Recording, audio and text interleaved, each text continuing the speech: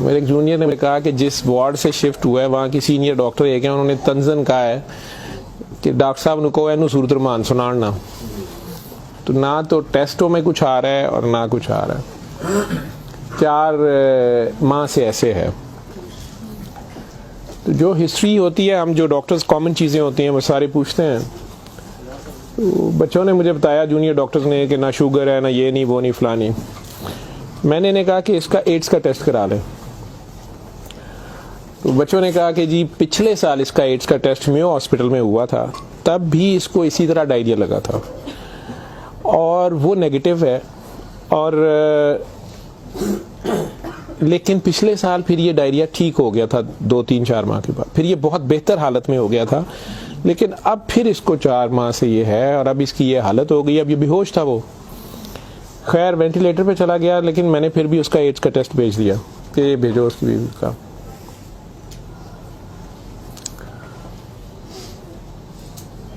सूरह रहमान हमारे आईसीयू में वैसे ही लगती है, सुबह दोपहर शाम, कई बार मिस हो जाए, दिन में कम से कम एक बार ज़रूर लग जाती है। कोई ना कोई डॉक्टर नर्स ड्यूटी अपनी समझ के इसको लगा देते हैं।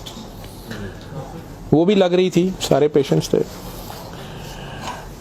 जहाँ तक जितनी मेरी याददाश्त साथ देती है कि तीसरा दिन था तो मेरी जूनियर डॉक्टर का मुझे फ़ोन आया, बड़ा पैनिकी। उसने कहा कि सर ये पेशेंट जो है इसकी हालत तो ख़राब ही है, वैसे ही है, बेहतर नहीं हो रहा ये वाला पेशेंट। इस पर अचानक एक चेंज आई है कि ये सूरह रहमान जब भी लगती है, मैंने नोट किया है, लेकिन नर्सेज सुबह से बता रहे थे, लेकिन मैंने ये नोट किया अब कि जब भी लगती है इसके नाक और मुंह से वैसे उसके पाइप डाला हुआ था, फेफड़े, हम सांस उसको मशीन, सांस वाली मशीन से जो है ना वो उसके लिए पाइप डाला हुआ था, नाक में भी एक नाली थी मैदे के लिए, बेहोश था। उसने कहा जी इसके नाक में से सुंडियां उबलना शुरू हो जाती हैं बाहर को, और नर्सेज इसके ऊपर ड्यूटी करने से तंग हो रहे हैं। तो अब शक्कर एक मशीन होती है जिससे हम मरीज के अंदर से एक बलगम निकालते हैं जो नेगेटिव प्रेशर से सक करती है। तो सर इसको हम सक करते हैं, लेकिन ये नहीं समझ आ रही कि ये कहाँ से आ रहे हैं। मैंने कहा इसके मैदे से खींच के देखे, उन्होंने कहा जी उधर से नहीं आ रहे। मैं जी इनकी सांस वाली नाली से आ रहे हैं, जी उसमें से भी नहीं आ रहे। लेकिन जब सूरह रहमान बंद करते हैं ये ख़त्म हो जाते हैं, ये बाहर नज़र नहीं आते। यहाँ हमारी हड्डियों में खाली जगह होती है, उन्हें हम साइनस बोलते हैं डॉक्टर्स। तो मैंने कहा यार फिर इसके ये साइनस से आ रहे हैं, और मेडिकली हम इसे मैगट्स इन्हें कहते हैं हम। शुगर का मरीज बेचारा आखिरी स्टेज पे, कई बार उसके जख्म बहुत ख़राब हो जाए तो उसमें कीड़े कई बार पड़ जाते हैं इस तरह। लेकिन ये चीज़ मैंने नहीं सुनी थी, और ना ही उसकी कोई, ना वो शुगर का मरीज था ना कुछ और था। मैंने डॉक्टर साहब से कहा कि आप जो है ना इसका ये तो अब एंटीबायोटिक्स जा रही हैं, सारा कुछ जा रहा है, वैसे इसके एड्स के टेस्ट का पता करें वो कब तक आएगा। तो मुझे लग रहा है कि इसकी कुव्वत मुदाफ़ियत कोई नहीं है, और ये कीड़े इस तरह पड़ गए। अगले दिन जब मैं राउंड पे आया तो मुझे एक और कहानी पता चली। उन्होंने कहा जी कि इसकी बीवी जो है ना उसने कल रात को हमारी स्टाफ से लड़ाई की है, और वो क्रिश्चियन हमारी जो स्टाफ है नॉन मुस्लिम, शायद उन्हें बड़े गुस्से में उसने कहा कि तुम लोगों ने हमारा मरीज़ ख़राब कर दिया और कीड़े डाल दिए हैं, आप लोगों की केयर अच्छी नहीं है। थी वो बिल्कुल लोअर सोशियो इकोनॉमिक स्टेटस से, पुअर, जो अनपढ़ तबका जिसे कहते हैं। तो कहती जी उसने काफ़ी शोर डाला है कि मेरा मियाँ तो बिल्कुल ठीक ठाक था, ये कीड़े आप लोगों ने 3 दिन के अंदर डाल दिए हैं। तो वो डॉक्टर साहब कहने लगे कि बड़ा अच्छी दलील दी है। जो ड्यूटी नर्स थी वो इसको कहने लगी है कि इधर आओ, बल्कि उस नर्स ने हमारी ने नोट किया कि ये सूरह रहमान जब लगती है तो ये ऐसे होता है, तो उसी ने डॉक्टर को मेंशन किया। लेकिन ये औरत शोर डाल रही थी।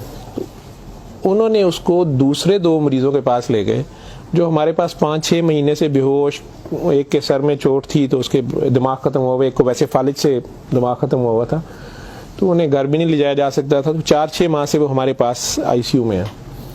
तो उन्होंने उन्हें कहा कि ये देखो अगर कीड़े पड़ने होते तो ये 6 महीने से हमारे पास हैं, तो इनके तो जख्म भी नहीं है, पीछे बेड सोर बन जाते हैं, कुछ भी है, तो आपके मरीज़ को ही हमने 3 दिन में करना था। तो इनकी कोई बीमारी ऐसी है, और हमें एड्स वाला वो जो भी उन्होंने कहा कि जो टेस्ट हमने आपको दिए हैं ना कि करा के लाएं बाहर की लेबॉर्ट्री से या कहीं अंदर से, वो हमें ला के दो जहाँ से रिपोर्ट है। उसने कहा जी वो काफ़ी वैसे एग्रेसिव है, तो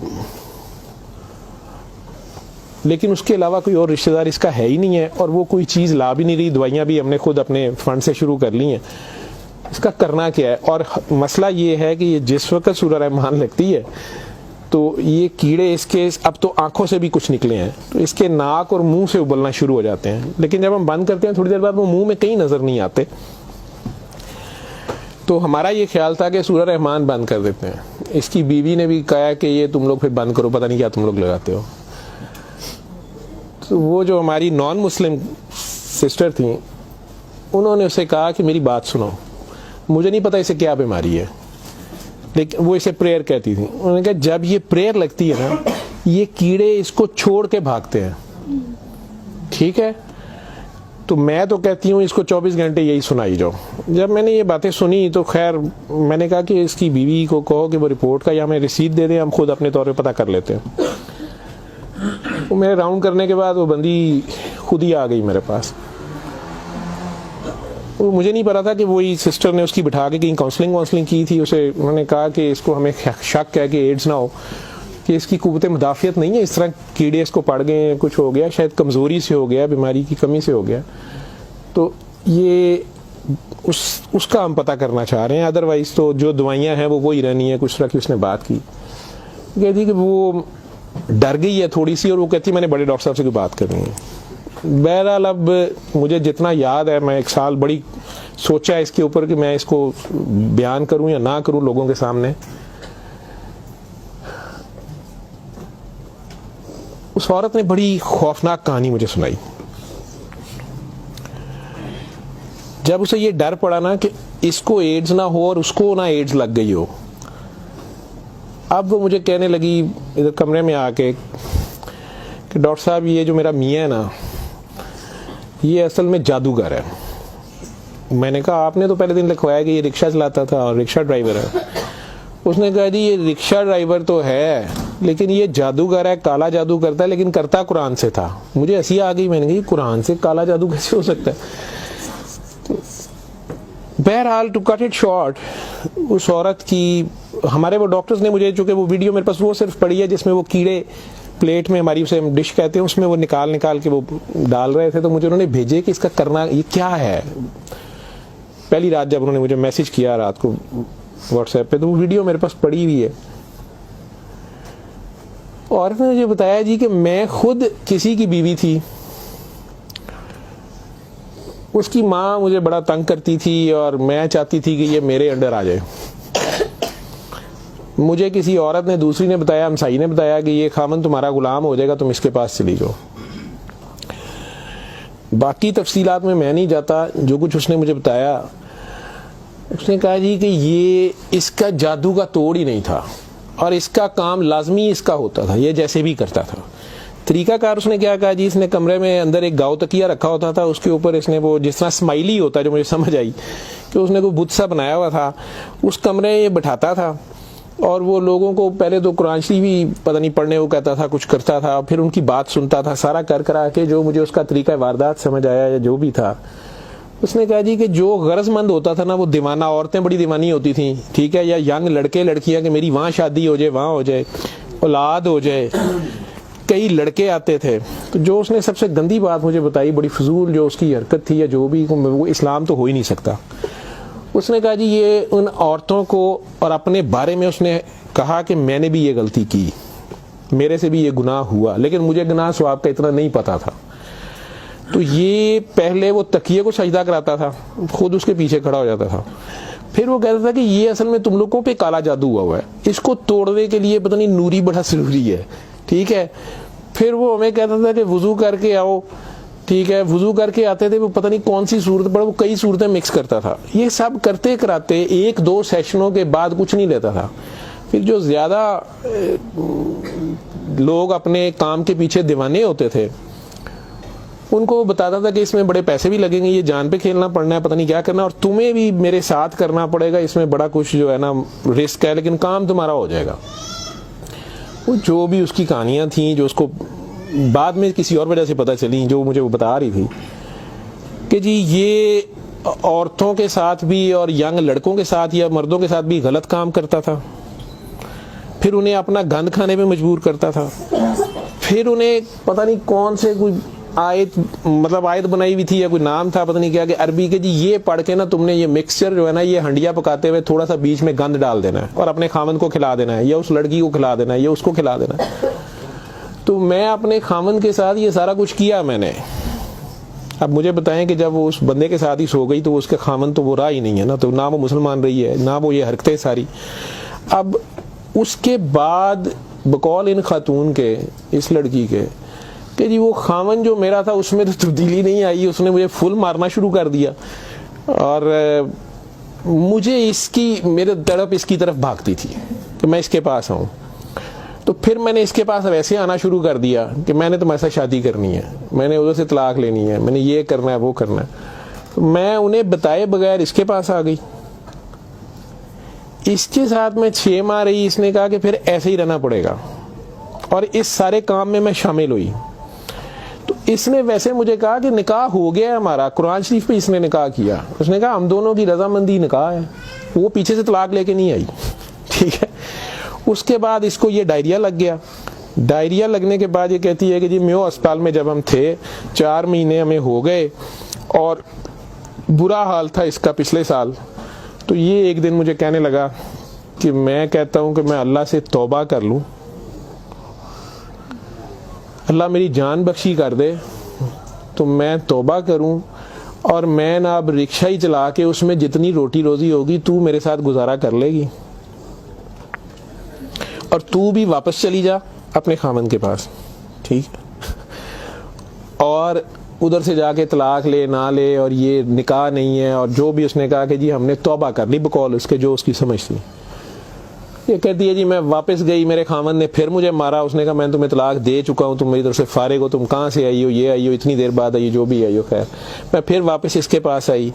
ये कहती है कि जी वो मैं कोई 48 घंटे बाद शायद 2 दिन बाद वापस आई है, देखो मैं अस्पताल थी, डॉक्टर बड़े हैरान सन, ये पेट से ठीक हो गया सी, यदि टट्टियां रुक गई सन, उन्होंने क्या दवाई फलानी माफक आ गई है, फलानी माफक आ गई है। तो ये अपने पैरों पे खड़ा हो गया। अगले कोई 10-12 दिनों में उन्होंने छुट्टी दे दी।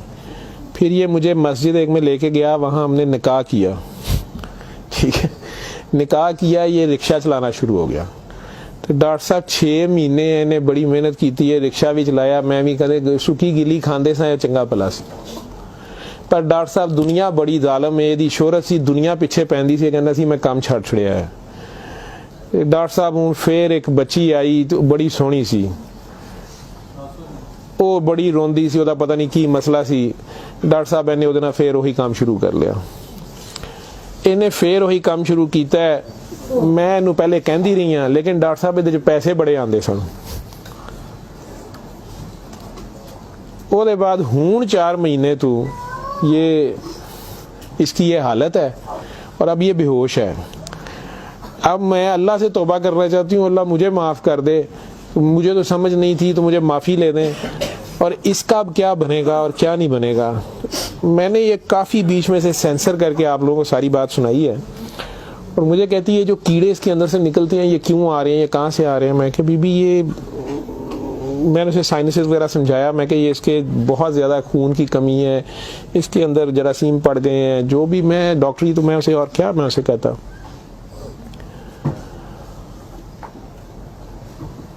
और उस वक़्त सारी बात सुना के तो उसने वो रिपोर्ट अंदर से निकाली और मुझे कहती है जी ये रिपोर्ट में तो इसको HIV की रिपोर्ट थी कि जी वो उत्थे रिपोर्ट वाले मैनू कहा है कि डॉक्टर साहब फौरन जाके दिओ ते तुसी, वो लैबोरेटरी में कहीं पूछती रही तो उन्होंने कहा जी तुसी उत्थों जाके पूछो। ते मैं दसिया मेरे खामन दी मैनू दसो, उन्होंने कहा तुसी अपनी भी कराओ। तो डॉक्टर साहब ये रात दी मेरे कोल है तो मैं मैनू तो नहीं बीमारी होएगी, मैं सूरत रहमान सुन ला। मैंने कहा जी आप भी सुने, 7 दिन सुने, मैं आपको क्या कह सकता हूँ। 1 दिन वो और जिंदा रहा, बंदा मर गया। आखिर तक उसके कीड़े वो आते रहे उसी तरह। जब भी वो सूरह रहमान लगती थी वो ऐसे होता था जैसे उबलते थे बाहर को, नाक से उसके, मतलब वो 1-2 नहीं होते थे कि जिन्हें आप पकड़ के साइड पे कर दें।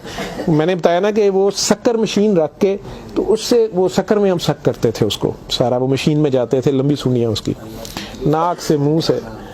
और तो आखिर में वो औरत भी उसकी डेड बॉडी लेने में भी तैयार नहीं थी। नहीं जी ये मैं इन्हू कितने दबांगी, ये वो। मैं नहीं, अब इसको ये तो आप नहीं लेके जाना, हम हॉस्पिटल से हम और क्या कर सकते हैं। अल्लाह जाने के, ये साल पुरानी बात हमारे हॉस्पिटल में रह के गया है पेश। अव्वल तो मुसलमान ना जादू कर सकता है, अगर वो जादू वाला इल्म कहीं से सीख भी लेता है या अपने तरीके से वो समझता है वो जादू कर रहा है, तो वो मुसलमान नहीं रहता। एक चीज़, कुरान को ही लोग मिसयूज करते हैं, नापाक हालत में गलत तरीके से बड़ा कुछ करते हैं, और कई बार हम नासमझी में भी अपना खसारा बढ़ाते हैं, हमें समझ नहीं होती और हम कुछ चीज़ें करते हैं।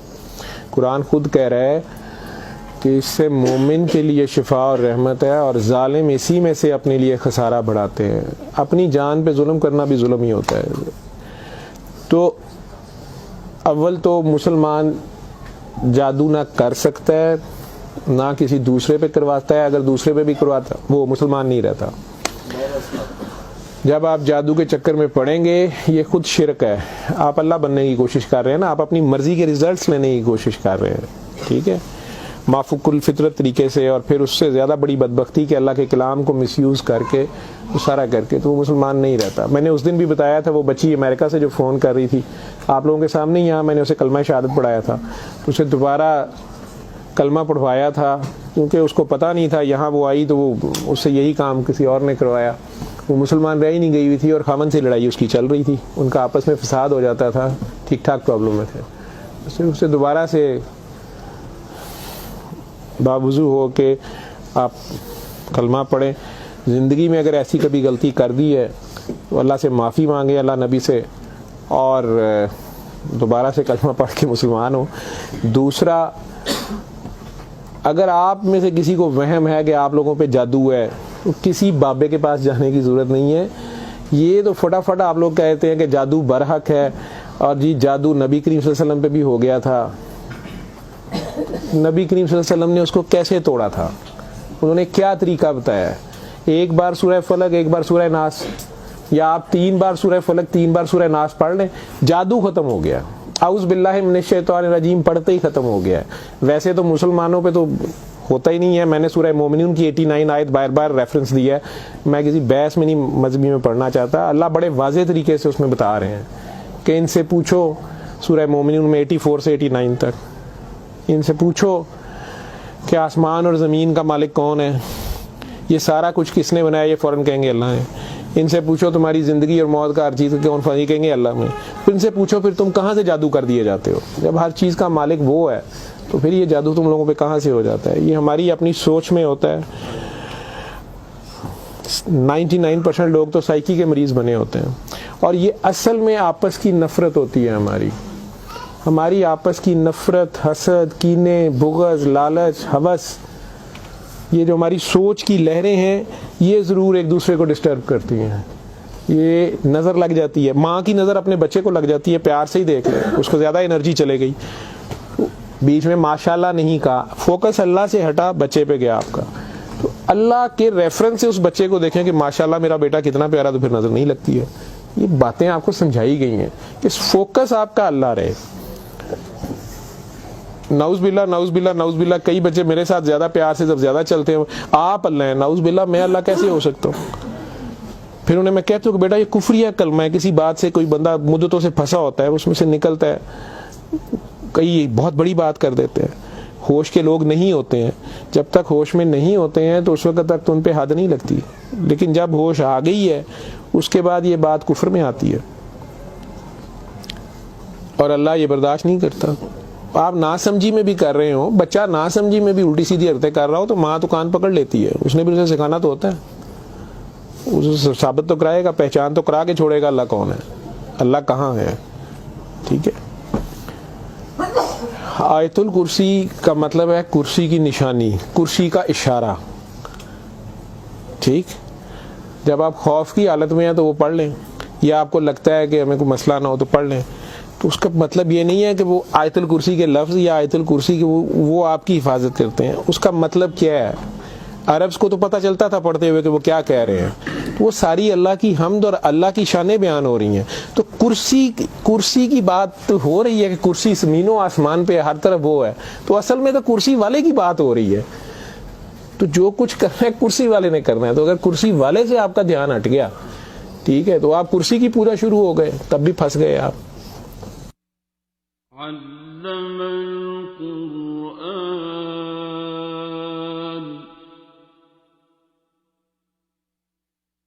खलक़ल इंसान